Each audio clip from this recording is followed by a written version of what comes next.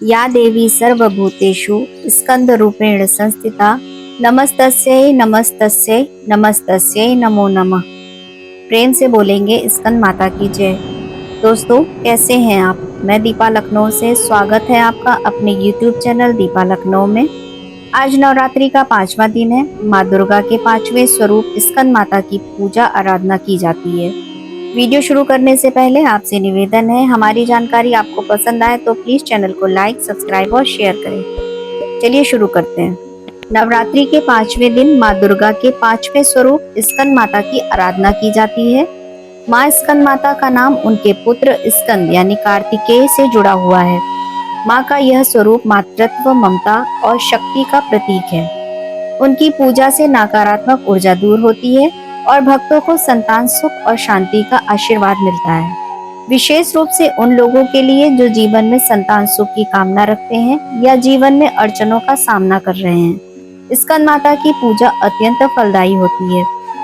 स्कंद माता का दिव्य स्वरूप। माँ स्कंद माता का स्वरूप अत्यंत सौम्य और शक्तिशाली है। वे शेर पर सवार होती हैं और उनकी गोद में बालक स्कंद यानी कार्तिकेय विराजमान रहते हैं। उनकी 4 भुजाएं हैं, जिनमें 2 हाथों में कमल के पुष्प हैं और एक हाथ आशीर्वाद की मुद्रा में है। उनके इस दिव्य रूप की आराधना करने से व्यक्ति को आत्मविश्वास, संतान सुख और मानसिक शांति मिलती है। स्कंद माता की पूजा विधि। स्नान और शुद्धिकरण। सूर्योदय से पहले उठकर स्नान करें और पूजा स्थल को गंगा जल से शुद्ध करें। पूजा का स्थान शांत और स्वच्छ होना चाहिए। मूर्ति या चित्र स्थापना। लकड़ी की चौकी पर पीले रंग का कपड़ा बिछाकर स्कंद माता की मूर्ति या तस्वीर को स्थापित करें। पीला रंग माँ को प्रिय है, इसलिए इसका विशेष ध्यान रखें। श्रृंगार और पूजन सामग्री।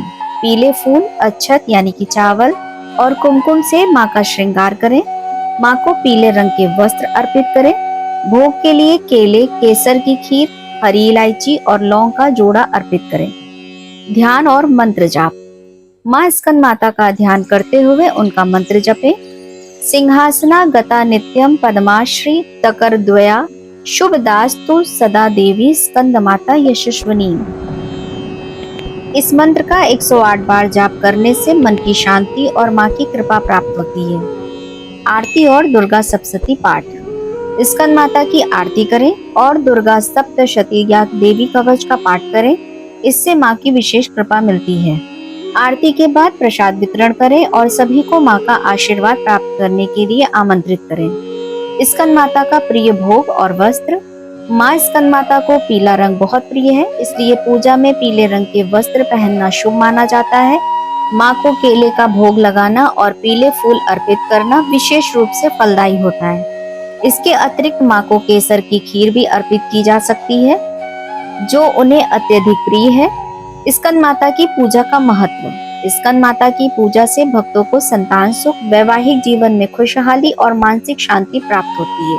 उनका आशीर्वाद न केवल परिवार की सुरक्षा करता है, बल्कि व्यक्ति को नकारात्मक शक्तियों से भी बचाता है। उनकी आराधना करने से भक्तों के सभी कार्य सफल होते हैं और जीवन में सुख समृद्धि आती है। इस पूरे पाठ का ये निष्कर्ष है कि माँ स्कंद माता की पूजा नवरात्रि के 5वें दिन की जाती है और यह दिन भक्तों के लिए विशेष रूप से कल्याणकारी होता है। उनकी आराधना से जीवन में सकारात्मक ऊर्जा और आध्यात्मिक उन्नति का अनुभव होता है। माँ स्कंद माता के आशीर्वाद से आप सभी की मनोकामनाएं पूरी हो और जीवन में खुशियों की बौछार हो। अब माँ से करते हैं क्षमा याचना।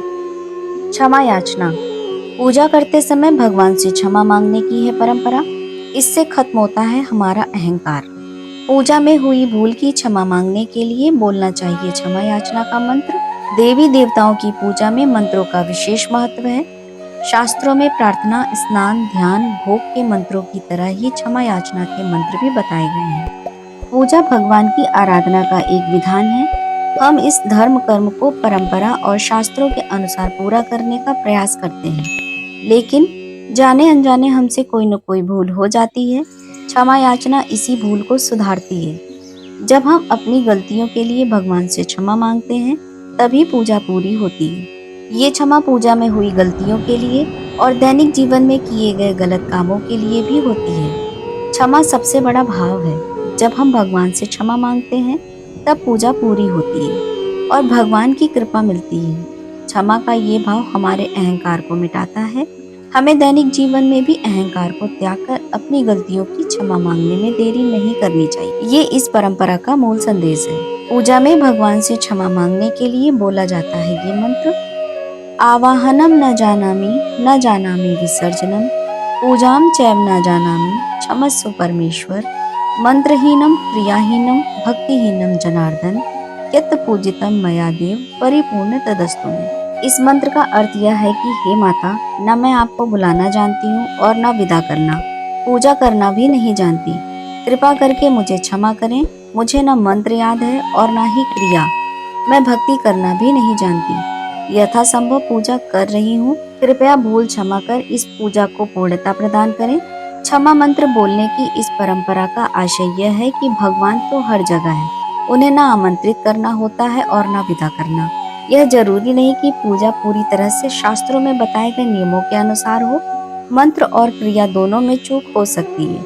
इसके बावजूद चूंकि मैं भक्त हूँ और पूजा करना चाहती हूँ, मुझसे चूक हो सकती है, लेकिन भगवान मुझे क्षमा करें, मेरा अहंकार दूर करें, क्योंकि मैं आपकी शरण में हूँ। एक बार प्रेम से बोलेंगे कुष्मांडा माता की जय। पूरा वीडियो सुनने के लिए धन्यवाद। उम्मीद है आज की जानकारी आपको पसंद आई होगी। वीडियो अच्छा लगे तो प्लीज़ चैनल को लाइक, सब्सक्राइब और शेयर करें। धन्यवाद।